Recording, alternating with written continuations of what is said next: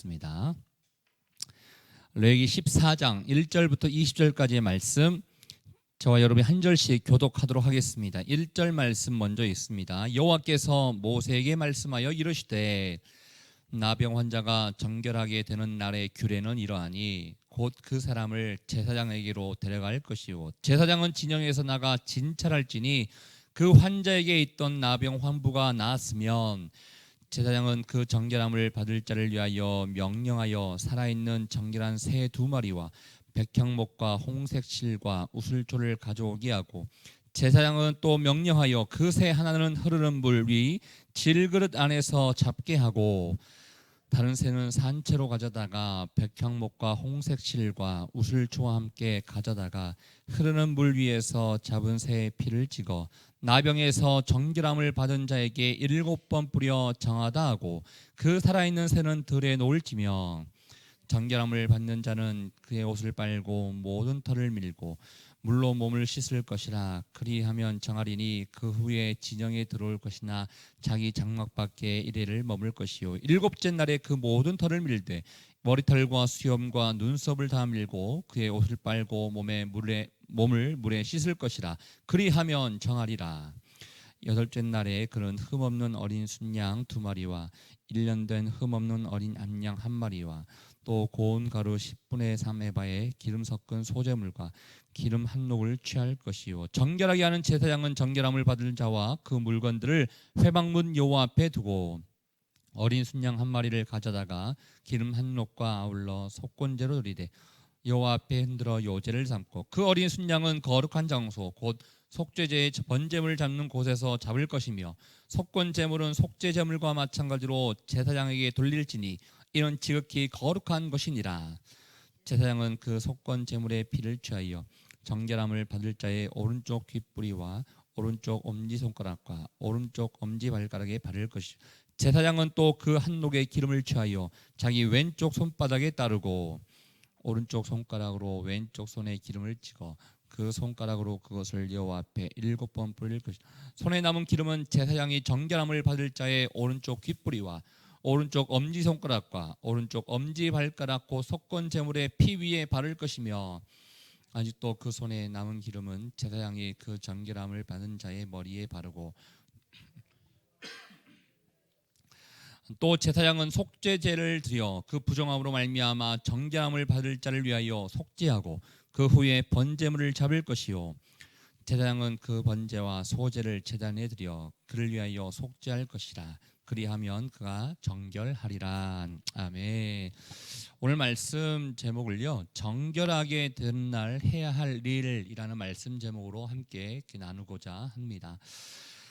우리가 어제까지 그 나병 환자, 즉 악성 사람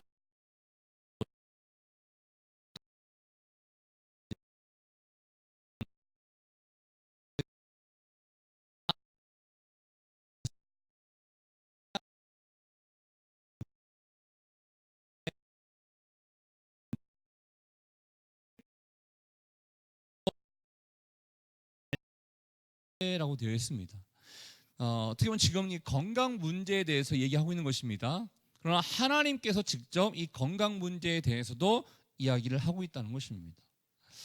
세상에 많은 사람들이 봤을 때는 우주 만물을 창조하신 하나님께서 그까지 사람 개개인의 건강까지 이렇게 신경 쓰고 세세하게 디테일하게 알려줄 필요가 있나라고 생각할 수 있을지 모르겠지만, 하나님께서는 여기도 관심이 있다는 것입니다. 여러분, 우리가 생각할 때는 하나님이 나를 바라봤을 때 관심이 있으시겠어? 그렇지 않습니다. 관심이 있다는 것입니다.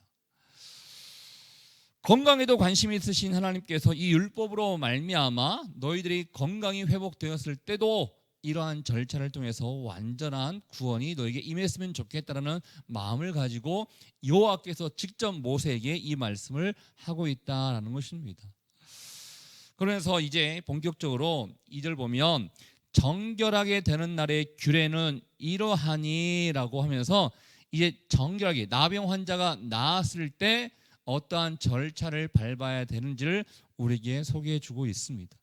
네, 여기서 참고로 여러분께서 좀 아시면 좋을 것 같은 것 중에 하나는요, 여러분이 나병 환자는 그 당시에 있어서는요 죽은 것과 마찬가지였습니다. 만약 우리 식구들 중에서 나병 환자가 생겼다 그러면 야, 우리 식구 중에 한 명 이 사람은 이제 떠나 보내는 거구나. 그냥 한마디로 불치병과 같이 생각했던 병이었습니다. 그런데 사람의 생각에는 불치병이지만 하나님에게는 불치병이 아니기 때문에 이 얘기를 하고 있는 거예요. 만약에 사람이 생각했을 때 낫지도 않을 걸 가지고 이런 절차와 이러한 규례를 만들 필요가 뭐가 있겠어 라고 생각한다면 이 이야기는 존재하지 않았습니다. 그러나 하나님에게는 어떠한 것도 불치병이 아니기 때문에 하나님의 특별한 기적하심으로 말미암아 하나님의 은혜로 말미암아 나을 수도 있기 때문에 하나님께서는 이 나병 환자가 정결하게 되었을 때 어떻게 또 절차를 밟아야 되는지를 소개해주고 있다는 것입니다. 여러분, 우리가 인간의 상식으로 이런 생각이 있습니다. 안 되는 것은 하나님도 안 될 거야 라는 생각이 있습니다. 예를 들어서 어떠한 내 주변의 사람이 불치병에 걸렸고 시한부 판정을 받았을 때 우리의 생각 가운데는 의사 선생님이 저렇게 판정했으니까 이제 끝났나 보다, 이 세상의 삶은 끝났나 보다 하면서 우리 또한 그냥 끝을 준비할 때가 있습니다. 물론 하나님의 계획 가운데 그 사람의 생명이 그때까지였다면 어쩔 수 없는 것이죠. 그렇지만 세상에서 의학적으로 불치병을 내리고 끝이라고 얘기한다 하더라도 하나님에게는 끝이 아니기 때문에 우리는 또 하나님의 섭리하심을 기대함으로 기도하고 나아가야 된다는 것입니다. 우리의 삶 가운데도 마찬가지입니다. 건강뿐만 아니라 뜻대로 되지 아니하는 환경과 상황이 있다 하더라도 하나님 앞에서는 모든 것이 가능할 수 있기 때문에 그 하나님께 모든 것을 맡기고 나아가야 된다는 것이죠. 저는 여러분께서 오늘 이 내용을 바라보시면서 하나님이 역사하시면 다 된다, 이 믿음을 가지고 이 말씀을 볼 수 있기를 주의 이름으로 축복합니다. 그러면서 이 정결하게 되는 날 이렇게 너희들이 이러한 규례를 가지고 절차를 밟아야 된다라고 하는데 크게 세 가지로 나눠 볼 수 있습니다. 첫 번째 어떠한 절차인가? 제사장에게 나아가야 한다는 것입니다. 처음에 여러분 제사장이 이 사람이 나병 환자인지 나병 환자 아닌지를 진찰하는 역할을 제사장이 했지 않습니까? 그러면 이 사람이 정말 나았구나라는 것을 또 진찰하고 판단하는 역할 또한 제사장이라는 것입니다. 근데 여러분 옛날 그 종교 샤머니즘이라든지 지금 사실 이 시대가 너무 몇천 년 전이기 때문에 다른 이방 종교와 이 하나님을 믿고 있는 이스라엘 백성들이 믿고 있는 이 시대의 상황을 한번 생각해 보십시오. 우리가 알다시피 이방 종교는요, 이렇게 제사장과 같은 사람들이 낫게 하기 위해서 온갖 짓을 다 합니다. 막 마술을 부린다든지 앞에서 구슬을 한다든지 자기들이 주체가 되어서 막 낫게 하려고 하는 것을 볼 수가 있습니다. 그러나 하나님이 세우신 제사장은 이 나병 환자를 나병 환자다, 나병 환자가 아니다라고 진찰할 뿐이지 이를 치료하기 위해서 애쓰는 사람이 아닌 것입니다. 치유하는 이가 아니다는 것이죠. 치유하는 일은 누구입니까? 하나님이시다는 것입니다. 우리도 마찬가지인 거예요. 우리의 삶 가운데 우리는 기도할 수 있죠. 하나님의 특별한 은혜를 기도할 수 있죠. 그러나 치유하신 일은 하나님뿐인 것입니다. 그리고 꼭 그걸 기억하셔야 됩니다. 가끔씩 이제 물론 그것 또한 하나님의 은혜로 나을 수 있겠지만 소위 말해 세상 속된 말로요, 영하다는 사람을 만나고 싶어가지고 찾아갈 때가 있습니다. 또 이게 기독교 안에서도 나름 그런 행태가 좀 있습니다. 그러니까 누가 병 고침을 잘한대, 그 사람에게 가면 나을 수 있대. 물론 나을 수 있습니다. 하나님의 특별한 은혜가 주어진다면 나을 수 있습니다. 그러나 그 사람이 고치는 게 아닙니다.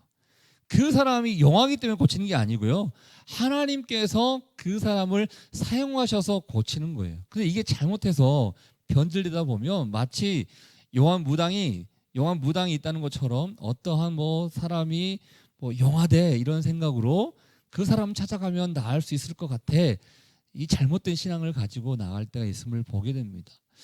하나님만이 고치시는 것이지 사람이 고치는 것이 아닙니다.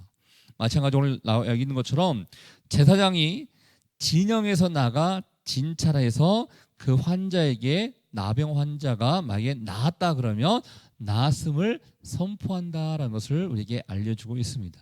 그러나 여기도 중요한 것은 여러분, 제사장이 바로 우리 동네 아니죠. 쉽게 얘기해서 동네 안에서 진찰하는 것이 아니고 동네 밖에 나가서 진찰합니다. 왜냐하면 아직까지 이 사람이 나병에서 나는지 확신이 없지 않습니까? 그렇기 때문에 이 공동체를 보호하기 위해서 제사장만 진영 밖으로 나아가서 그를 보고 진찰한다라는 것입니다. 그러면서 어떠한 주민문을 또 가져야 되는가 봤더니 살아있는 정결한 새 2마리가 필요하고요. 백향목과 홍색실과 우슬초를 가져오게 한대요. 그래서 이 2마리가 있다 그러면 한 마리는 여기 5절에 보면 흐르는 물 위에서 질그릇 안에서 잡게 하고라고 되어 있어요. 여기 흐르는 물이라는 것은요, 생명이 있는 물을 얘기하는 거예요. 그러니까 흐르는 물, 소위 말해서 하천이라든지 우물 같은 그 물에서 떠오는 거예요. 그러니까 흐르는 물에 씻는 것이 아니라 물을 떠와서 질그릇에서 이 새를 잡는다는 것입니다. 그러면 잡을 때 이제 피가 나오지 않겠습니까? 이 피를 적셔서 그 사람에게 뿌리게 되는데 그 뿌릴 때 어떻게 뿌리냐면 방금 여러분이 준비물에 나와 있었던 백향목과 홍색 실과 우슬초를 가지고 뿌리는 거예요. 이게 무슨 말이냐면요. 백향목이 나무지 않습니까? 나무가 있어요. 그러면 우슬초라는 것은 스폰지 기능을 하거든요. 우슬초를 나무에다가 이게 매답니다. 이거를 고정하기 위해서 홍색 실로 이게 감게 되는 거예요. 그러니까 그런 역할을 하기 위해서 너희는 백향목과 홍색 실과 우슬초를 가지고 와서 2마리의 새와 함께 이런 절차를 밟아야 된다라고 하는 것입니다. 그래서 이제 피를 잡게 되면 이 피를 7번 그 나병 환자에게 이게 뿌린다는 것입니다. 뿌리고 나머지 한 새가 있지 않습니까? 이 새를 들에 날려 보낸다는 것입니다. 이것은 너가 지금은 구속당했고 자유함이 없었지만 이제는 7번 뿌리라는 것은 보통 성경에서 7번이라는 것은 이게 완전함을 얘기하거든요. 너가 완전하게 깨끗함을 받았으니 이제 이 새처럼 너가 자유를 얻게 되는 것이다라는 것을 알려주는 이 예식인 것입니다. 이런 절차를 하고 난 다음에 두 번째 이제 어떠한 단계를 하는가 봤더니 8절 말씀에 보면요. 이제 정결함을 받는 자는 자기 옷도 빨고 자기에게 난 모든 털도 다 깎은다는 것입니다. 한마디로 자기의 모든 신체의 모든 부위들을 다 깨끗하게 하는 절차를 받는다라는 것이에요. 그렇다고 다시 들어올 수 있는가? 그게 아닙니다. 진영에는 이제 들어올 수 있어요. 동네 안에는 들어올 수 있지만 자기 집 안에는 들어가지 못한다는 것입니다. 7일 동안은 동네 안에는 우선 임시로 들어왔다가 한 번 더 보는 것이죠. 완전함의 깨끗함을 얻기 위해서. 그래서 7일 동안 머무는 과정 가운데 이제 7일째가 되면 다시 한번 몸을 깨끗이 씻고 또 그 사이에 난 털들을 다 밀어버리는 그 의식을 통해서 이 몸이 완전하게 깨끗하게 되었다는 것을 많은 사람들 앞에 증명하는 그런 예식을 하는 것입니다. 그리고 나서 이제 10절부터 보면요. 세 번째 이제 단계인 것인데요. 이제 제사를 드립니다. 제사를 드리는데 무려 4가지의 제사를 드리게 되는 것을 보게 됩니다. 나와 있는 것처럼 속건제를 드릴 것이고요. 속죄제를 드릴 것이고 화제와 또 번제와 소제를 드리게 될 것입니다. 근데 여러분 이걸 봤을 때 와, 뭐 이렇게 절차가 복잡한가라고 생각할 수 있겠는데요. 이거 생각하셔야 됩니다. 여러분 나병 환자가 낫다는 것은요. 쉽게 얘기하면 죽었다 살아난 거예요. 죽었다 살아난 거기 때문에 이 사람에게서는 이 절차가 문제가 되지 않습니다. 엄청나게 그 사람과 그 가족과 그 동네 사람들에게는 축제랑 마찬가지인 거예요. 너무나 하나님의 은혜에 감사해서 다시 살아서 돌아왔구나. 이 감격이 있는 거기 때문에 이러한 복잡한 절차가 있다 하더라도 이게 전혀 문제가 되지 않습니다. 평범한 사람에게는 무슨 절차가 이렇게 많아. 그냥 나았다라고만 선포해주면 되는 거지라고 생각할 수 있겠지만 죽었다가 살아났다고 생각한다면 너 이런 절차를 해 10번이라도 할 수 있겠죠. 이러한 기쁨과 감격스러운 날이 바로 정결하게 되는 날 가운데 이들이 지금 거하고 있다는 것입니다. 그래서 4가지의 제사를 드려야 되는데 보니까요 8째 날에 흠없는 어린 순양 2마리 가져와야 되죠. 1년 된 흠없는 어린 양 1마리 또 필요하죠. 고운 가루 10분의 3 에바의 기름 섞은 소재물 또한 필요하게 되는 것을 보게 됩니다. 절차도 복잡할 뿐만 아니라 다른 제사에 비해서 더 많은 제물들이 필요하게 되는 것을 보게 됩니다. 그렇지만 아까도 얘기했던 것처럼 말할 수 없는 감격이 있기 때문에 다시 태어나기 때문에 이 물질이 지금 아깝지 않다는 것을 우리에게 알려주고 있습니다. 이걸 보면요, 저희가 이제 월요일부터 계속 이 말씀을 보고 있는데 나병 환자에 대해서, 그래서 이제 지금은 우리에게 적용해 본다 그러면 이 나병 환자의 이 질병을 우리의 죄로 이렇게 바꿔서 묵상을 해보게 되는 거거든요. 죄에서 구원받은 것, 죄에서 살아나는 것이 우리에게 아무 것이 아닌 게 아니라는 것입니다. 엄청난 구원의 감격과 기쁨이 우리 가운데 있다는 것을 알려주고 있습니다. 그러면서 구원으로부터 구원받은 자, 또 다시 말씀드려서 정결함을 받은 자는 오늘 어떻게 보면 이 제사를 드리는 심정으로 우리가 세상 가운데 나아가야지 않을까라는 생각도 해보게 됩니다. 어떠한 복잡한 것이 있다 하더라도, 어떠한 많은 것을 요구한다 하더라도 나를 살려주신 그 하나님의 은혜에 비하면 아무것도 아니기 때문에 기쁨과 감사와 감격을 가지고 우리가 나아가야 된다는 것을 보게 됩니다. 네 가지의 제사를 드린다고 했지 않습니까? 첫 번째는 속건제입니다. 속건제 17절, 12절 말씀 가운데 속건제를 얘기하고 있는 것인데, 여러분 기억나십니까? 처음에 1장부터 7장까지 5가지의 제사를 소개할 때 속건제가 어떠한 의미가 있는지, 속죄제를 드리고 난 다음에 속건제를 소개했거든요. 속죄제와 속건제는 비슷한, 그러니까 죄 용서를 구하는 제사입니다라고 이야기 들으셨을 거예요. 근데 속건제라는 것은 거기에 배상의 책임이 있는 제사가 속건제입니다라고 아마 들으셨을 것입니다. 그런데 나병 환자가 이게 낫게 되는 게 배상을 해야 될 만큼의 잘못이 있는가? 있다는 것입니다. 나병 환자가 그 동네에서 병을 걸려서 나게 되면 이웃에게 피해를 끼친 것과 마찬가지인 것이죠. 주변 사람들이 불안했겠죠. 나도 이게 전염되면 어떡하지? 뭐 불안한 것들이 있겠죠. 동네에도 피해를 줬을 것이고 가족들에게도 피해를 줬었겠죠. 그래서 피해를 준 것이기 때문에 너는 배상의 이 제사를 드려야 된다는 것을 우리에게 알려주고 있습니다.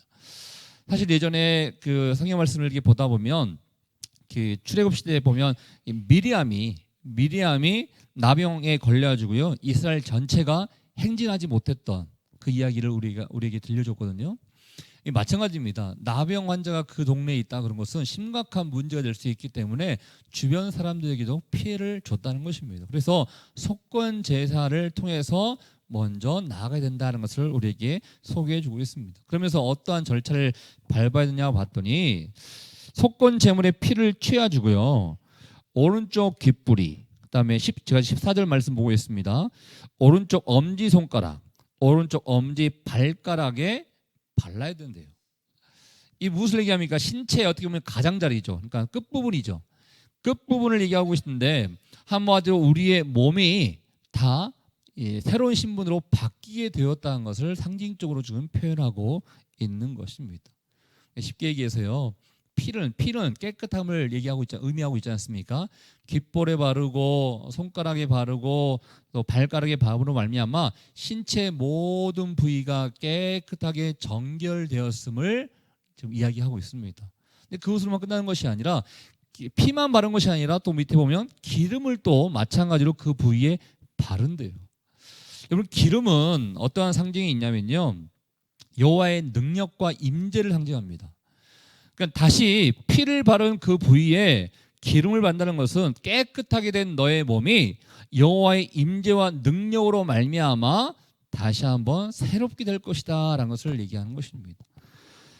17절 말씀에 보면 또 오른쪽 귓불이, 오른쪽 엄지 손가락, 오른쪽 엄지 발가락 곧 속건 제물의 피 위에 바를 것이다 라고 되어 있지 않았습니까? 이 말은 우리 몸을 정결하게 하신 하나님께서 우리 몸을 하나님의 임재하심으로 말미암아 다시 사용하기를 원하신다는 것입니다. 귀를 한번 생각해 보세요. 하나님께서 우리의 귀를 통해서 무엇을 원하실까요? 하나님의 말씀을 듣고 순종하기를 원하실 것입니다. 단지 세상 소리에 예민하게 반응하기보다 이 귀가 다시 한번 새롭게 됨으로 인해서 하나님의 말씀에 순종하며 살기를 원하는 그 아버지의 마음이 있을 것입니다. 손가락은 무엇입니까? 보통 손을 통해서 모든 일들을 하지 않습니까? 한 손을 들여서 하나님만을 섬기기를 원할 거예요. 불의한 것들을 접촉해서 불의한 일들을 하기를 원하시는 것이 아니라 새롭게 피조물이 되었으니 새롭게 하나님만을 섬기고 하나님의 영광을 위해서 쓰임받기를 원하는 그 하나님의 마음이 담겨져 있다는 것입니다. 발은 무엇입니까? 발을 통해서 어디든지 갈 수 있지 않습니까? 세상 어떻게 보면 쾌락이 있고 죄 많은 장소를 향해서 가는 것이 아니라 우리 하나님이 기뻐하시고 원하시는 곳으로 가기를 하나님이 원하신다는 것입니다.